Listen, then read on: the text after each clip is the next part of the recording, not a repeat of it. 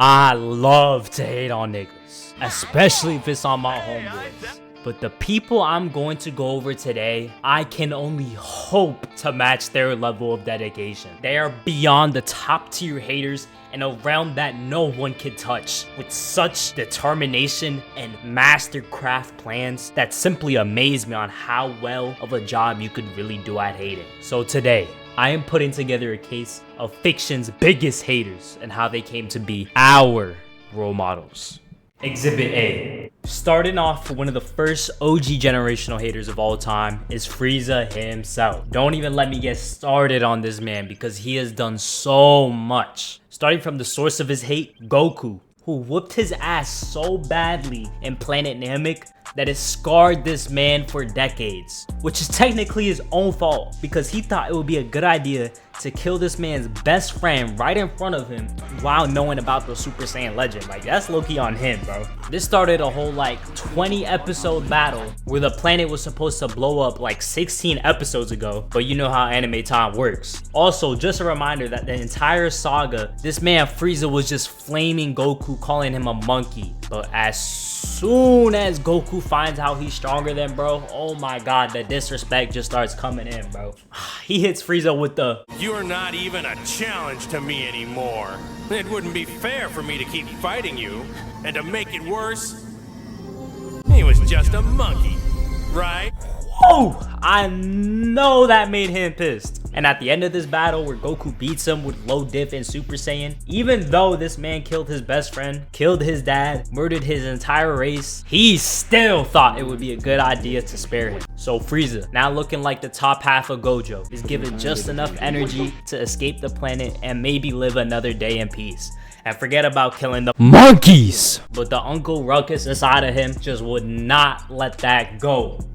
So he decided to use the last of his energy, instead of saving himself, mind you, to try and kill Goku, who obviously bitch slapped that weak ass attack away. The fact that Frieza would have rather died right then and there, as long as Goku didn't get to escape either, is low-key just crazy. So now flash forward a bit, Frieza somehow ended up surviving and decided as soon as he got better, he would track down this nigga's home planet just to kill everybody there before he got back. Also remember this, he knows he can't beat Goku, so he brought his daddy to come help him too. Unfortunately for Frieza, his PTSD will get triggered by my goat Trunks and put him into a blender before he even got to do anything. Like, bro was really getting excited to get his get back on Goku as long as there wouldn't be another super monkey. He would have been fine too, nobody could have handled him except for Trunks. Okay, now skip a couple years later where Frieza finally gets revived and decides he has to get his get back on Goku again. Basically, Frieza has never trained in his whole life because he simply didn't have to, but now that one of those monkeys beat him, he decides to lock in. To fast forward a little bit more, he starts fighting Goku, who he ends up beating. Then he gets to his fight with Vegeta, who had never beaten him before, never got his get back after he killed his entire race in front of him, blew up his planet. And I'm not gonna lie, Vegeta is low-key slamming him. And when it looks like Frieza has lost all hope and there's no chance of him winning, he still had one more plan up his sleeve, which was to suicide bomb the whole planet just to make sure Vegeta couldn't get his W. I know Vegeta haters were so happy when they got to see that, bro. Truly, I must start taking notes because I want to be able to hate on my own homeboys like this too. Okay, so from here on out, we're getting into spoiler territory for Frieza because of this shit in the manga. So if you want to skip all that, just go here. So basically, Goku and Vegeta are fighting this big bad who's the strongest in the universe, and they are losing badly, bro. Even with their best forms like Ultra Instinct and Ultra Ego fighting the same guy at the same time. Until Black Frieza shows up to Ore Farm with his new form and demolished the guy. Not only that, but he also one-shot Goku and Vegeta in their strongest forms, bro. Even making them leave their forms too. Like, that is some next levels of disrespect, bro. And then Frieza hits them with the "you're not strong enough yet" and spares them and dips on some chill disrespectful shit. Now, if you notice, this new form is black, meaning Frieza decided to become what he hated the most, a monkey, just to get stronger than Goku and Vegeta, going against all he has known for the sake of being better. Now, if that doesn't spell the most hateful person, I don't know what does, bro.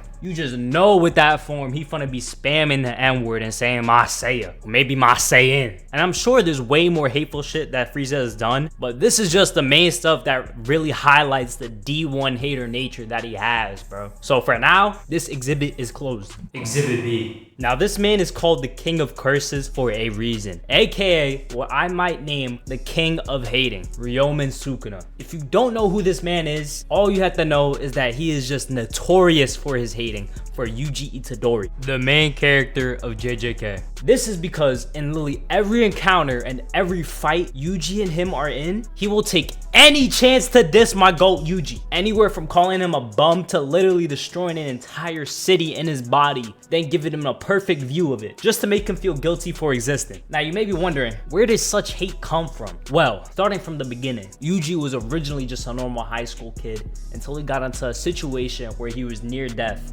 and so he had to become the vessel of Sukuna. Now how it's supposed to work is that Yuji is the host, while Sukuna gains full control of Yuji's body. However, because of spoilers later in the manga, Sukuna does not have control and is forced to sit and wait inside of Yuji's body. Okay, now that you know where this hate is coming from, we could get into examples. With example number 1 being in the detention center, where the characters have to fight a special grade cursed spirit. So, with the main cast only being fodder at the time, Yuji ends up relying on Sukuna to kill the cursed spirit so everybody can survive. Which sounds like a good idea until you see the face this man makes as soon as he gains full control of Yuji's body. Immediately this man starts planning on ways to make this nigga suffer, bro. Oh, poor Megumi. He don't even know what's about to happen to him, bro. So with Sukuna now outside preparing to fight Megumi, he remembers that Yuji would eventually take back control of the body. So you know what he does? He just casually rips out Yuji's heart, so the second he gains control, they both die. He making sure this man gets no happy ending and absolutely no chance to live a happy life, bro. Eventually, Yuji gets to talk with Sukuna after he dies, where he makes a deal to revive himself if he gets one chance to get control of the body whenever he wants. Remember this for later. Okay, skipping a season later, Yuji is now knocked out in a train station, where this dumbass decides that it would be a good idea to awaken the King of Curses. Of course, the second he wakes up, he is on immediate demon time, making him bow on his knees and forcing him to scrap. With lava going everywhere and buildings falling left and right, you already know these people are just cooked. Mind you, this fight is taking place in a populated city, meaning every attack is killing hella people. Now it gets to a point where he forces Jogo to summon a damn meteor on the city, and hold on, this is my favorite part.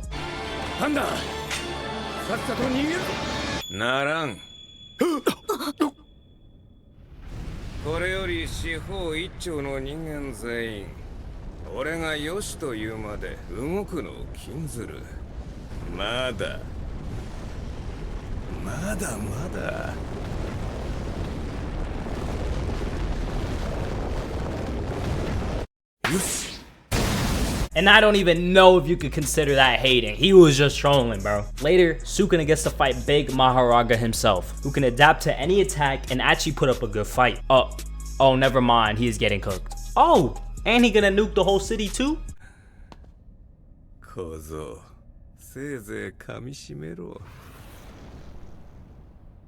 Yeah, this nigga knew exactly what he was doing.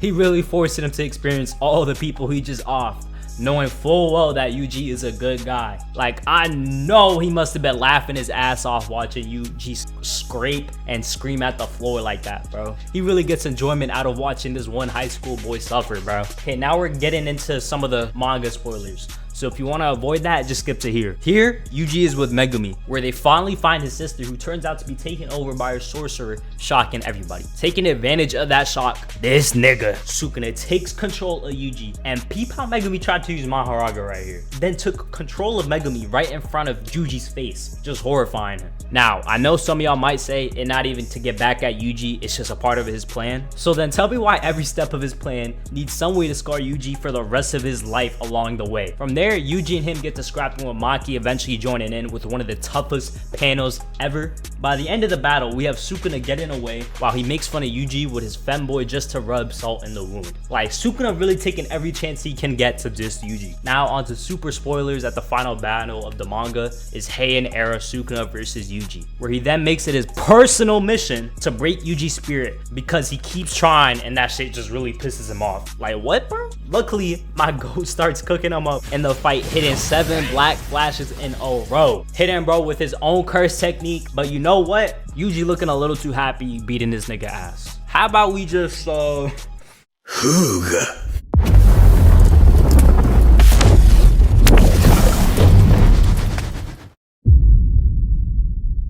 Yeah, that balances it out, bro.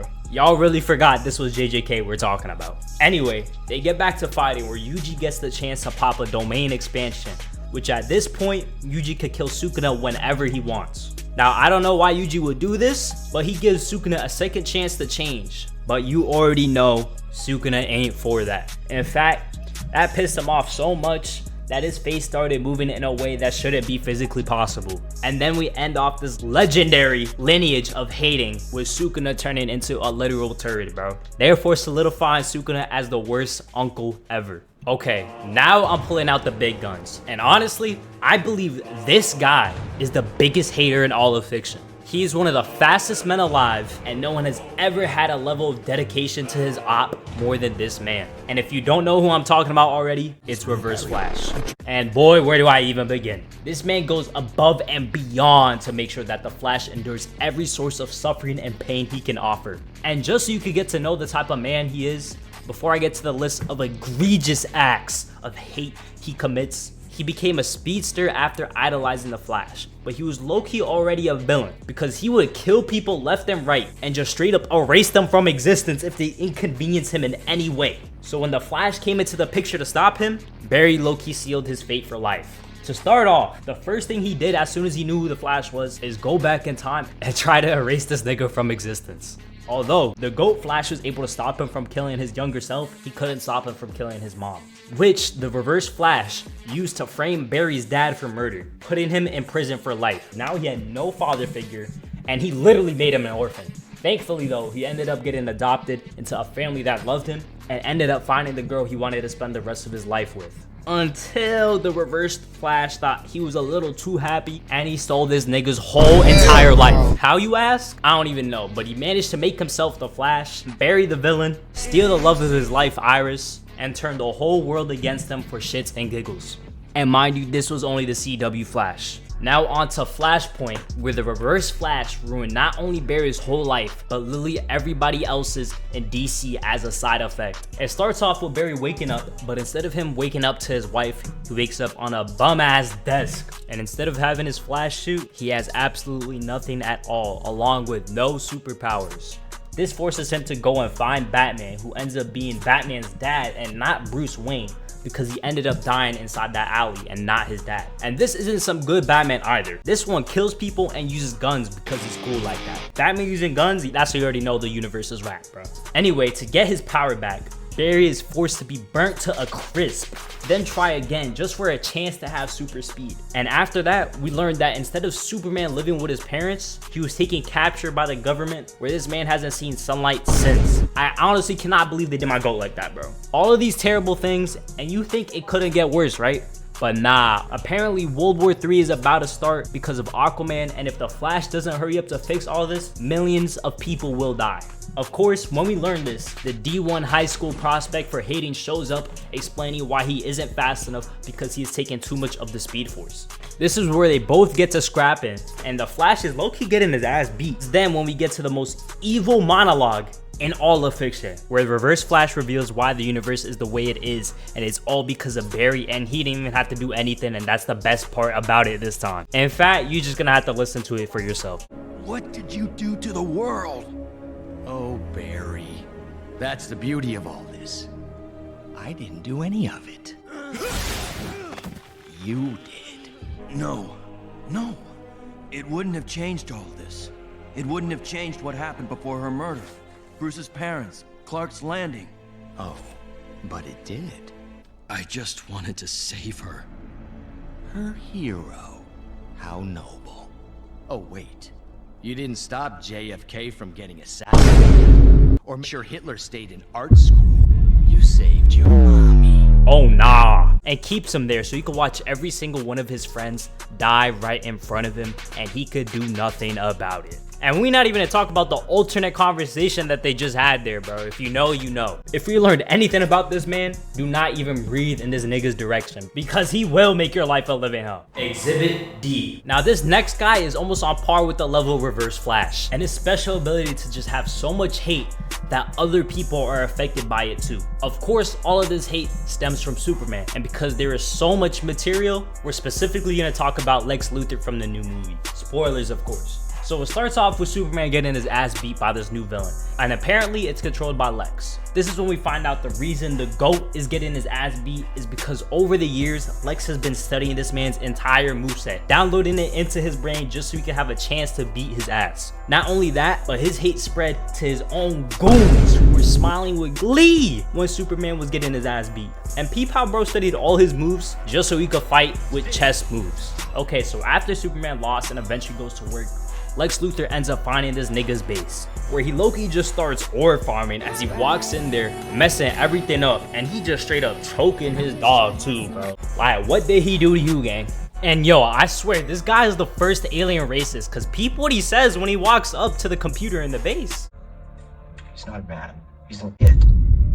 A thing with a cocky grin and a stupid outfit. Bro, it's really our own Uncle Ruckus for aliens out here, bro. And it's in there where he finds a message that Superman parents gave him, but the message got partly destroyed. So you know what this man does next? Nah, that's wrong, bro. He ends up fixing the message, finds out that the parents wanted Superman to rule Earth and have as many wives as he possibly can, and goes to the news, expose this nigga, saying he got a whole fucking secret harem. Like, what type of anime are we watching, bro? Which, not gonna lie, this shit had me dying when I watched it in the movies, because everybody would bring that shit up. And it's not even the fact that Lex made everyone think that Superman got a harem and that he's trying to save people to crush later. It's how his own parents were like, yeah, you gotta try out all the bitches on Earth. They low-key bad as shit. Anyway, after we find out that Krypto is missing, Superman goes straight to Lex because he know he got him and has something to do with it. And Lex Luthor might be just the best rage baiter I've ever seen, because the way he just stands there calmly talking about what dog, and then whispers in the cup, I don't know what dog you're talking about. Uncle Dog, okay? What did you say?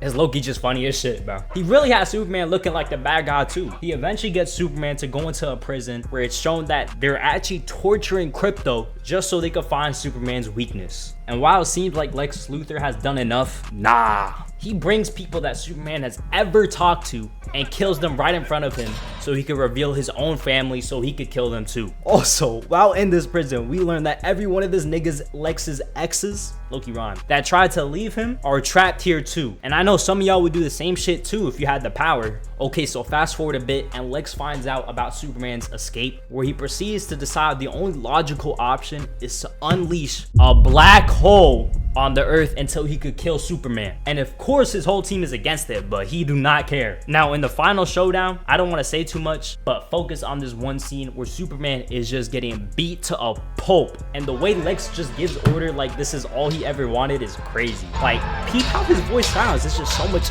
joy, excitement, and bliss in his heart the whole time. And every time it looked like he was about to lose, it looked like he was actually about to cry, or he would cry tears of joy when he was beating Superman's ass. Sadly for Lex Luthor, Superman was able to win, and this is when we find out the reasoning behind why he hates Superman so much. Apparently he hates all the metahumans and hates other smart people like Albert Einstein because he hates being compared to those, quote, idiots. So when someone like Superman shows up, not even human, he feels disgusted at the fact that someone might be stronger than him, or potentially better. Basically racism, and decided to dedicate his life to ruining Superman's life. And that concludes today's trials of fiction's biggest haters. But if you got any suggestions on who should be added, let me know. But for now, I need to get to studying because they were moving crazy.